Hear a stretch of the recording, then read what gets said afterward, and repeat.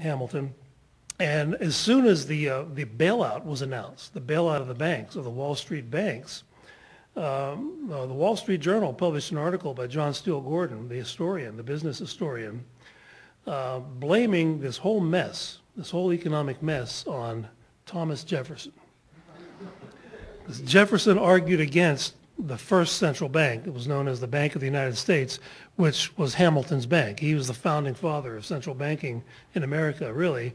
And Gordon and the Wall Street Journal's article was, we wouldn't be in this mess if this nasty Jeffersonian philosophy wasn't still alive. Because what does that philosophy do? Well, it questions the omnipotence of the central bank, of the Fed. And he makes the case for giving the Fed even more powers than it already has. And if it only had more power, we wouldn't have been in this mess before. And I responded to this in an article of my own on LouRockwell.com. Gordon's article was titled "A Short Banking History of the U.S." and my response was entitled "A Fake Banking History of the U.S." And where I argue that everything he says in this article is demonstrably false about this.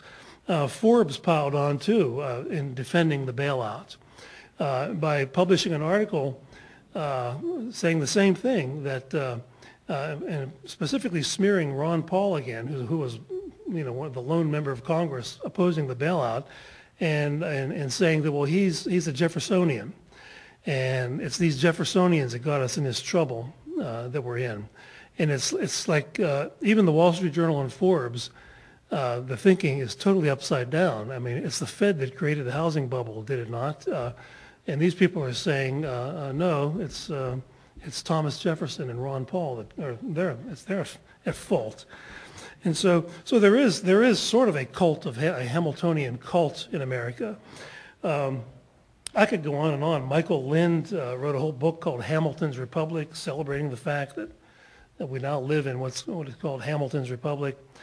And so it's not as big as the Lincoln cult that I've written about, but it is a powerful cult. A friend of mine who told me that he visited some friends in New York City about 20 years ago, and he happened to be where now is the 9/11 site. And I've been there. I don't know if any of you have been there, but directly across the street from that site is an ancient church and a graveyard, and Alexander Hamilton is buried there. And my friend told me that his friends who were showing him around pointed out that there were flowers on Hamilton's grave. And he said once a week somebody from the financial district, from Wall Street, would put flowers on Hamilton's grave. And as I'll talk about it in a minute, Hamilton was a champion of a close relationship between government and banking. And so all these bankers on Wall Street, investment bankers who were connected with the government and subsidized and bailed out constantly by the government, had everlasting thanks given to Hamilton hundreds of years after his death, putting flowers on his grave, thanking him for all the wealth that they were able to accumulate with this corrupt scheme that he invented. And so there is a bit of a Hamilton cult. So what are my, the main topic is economic statism. The topic I gave the Future of Freedom Foundation is founding father of economic statism in America. And where the story starts in my book is the recognition. I quote a historian as noting that there always was a group of men in America, in American politics, who essentially wanted to bring the British mercantilist system here. This was the economic system defined broadly by a collection of policies that benefited primarily businesses at the expense of consumers, with all sorts of cozy relationships between business and government, government-granted monopolies, protectionist tariffs, subsidies of various sorts. And so it enabled these select businesses to monopolize their industries, and they shared the loot with the king, sort of a way of taxation, indirect taxation. And the American revolutionaries, of course, didn't like this because they were on the paying side of it. But it was always the opinion of Hamilton and his party, the Federalist Party, that, well, yes, it's a bad thing being on the paying side of an empire, of a mercantilist empire. But it's not a bad thing to be on the collecting side. As Mel Brooks would say, it's good to be the king. And so from the very beginning of the American Republic, the nationalists in American politics, the intellectual leader of which was Hamilton, wanted pretty much to establish a monarchy without calling it a monarchy. At the Constitutional Convention, Hamilton advocated a permanent president who would appoint all the governors of the states and who could veto all state legislation, which was essentially a king. And the Jeffersonians looked at this and thought it was ludicrous. They said, we just fought a revolution against this type of system. Why would we want it here? And that was a good point, I thought, that they made. And the leaders of this, this opposition were Senator John Taylor of Virginia, Jefferson himself. Madison was an ally of Hamilton's for a while, but then once he got a good look of what he was up to, he turned on him. He became a political foe after that. So what was Hamilton's first, the language I use is his first financial caper. Well, one of the first things he tried to do as Treasury Secretary was and he did do it, is to get the national government to assume the debts of the state governments, debt assumption. And I think you have to understand why Hamilton wanted to nationalize the debt. His defenders will say, well, establish the credit of the United States.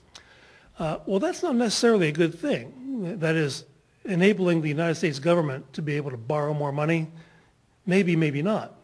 Hamilton's view of debt, government debt, was he wanted a large national debt because he thought that the bondholders would be the more affluent people of the country and the more successful people of the country, and therefore they would always be in favor of higher taxes and bigger government to make sure that there was enough revenue in the Treasury so that the principal and interest on their bonds would be paid off.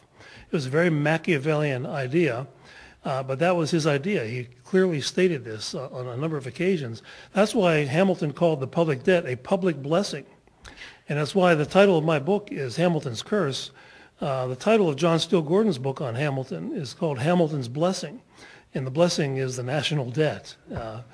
So that those of you, you're a lot of college students here, in the next few years you'll be getting married and having children, and that child, when he or she is born, will probably have about $250,000 in tax debt for his or her share of the national debt, at least the day they're born. But I take issue with that. And so if you understand Hamilton's stated reason for accumulating a large national debt, you wouldn't be so enthusiastic about this. But I've, Pat Buchanan, he mentioned this in the brief talk I had with him at MSNBC, and that's sort of the mantra of Hamilton's defenders. But of course, some of the states like Virginia, they had almost paid off their share of the debt from the Revolutionary War. And other states like Massachusetts were lagging in that. And so there was a big subsidy involved from the more responsible states like Virginia to the more irresponsible states who weren't paying off their share of the debt as quickly when all this happened. And there was a lot of corruption involved in how this was done. When they decided to do this, they decided that they were going to pay off this debt. They're going to buy this debt at par value. And for those young students in the audience, this is long before the internet. This is like 1790s. And so what happened was members of Congress knew this. The insiders, the political insiders knew this, that these bonds were going to be paid off by the government at par value. And at the time, some of these bonds were selling at 2 or 5% of that value. And a lot of these bonds were held by Revolutionary War veterans who were paid in government bonds because of the lack of cold hard cash during and shortly after the Revolution. And so the corruption that went along with this is mentioned by a man named Claude Bowers, who wrote a book called Jefferson and Hamilton in the 1930s. And Claude Bowers was he was a very well-known historian of that era. And here's what he said would happen. So here's the political establishment knows about this, that these bonds that are selling, like to talk in terms of dollars, 2 cents or 5 cents, are going to be paid off at $1. Here's what happened. expresses with very large sums of money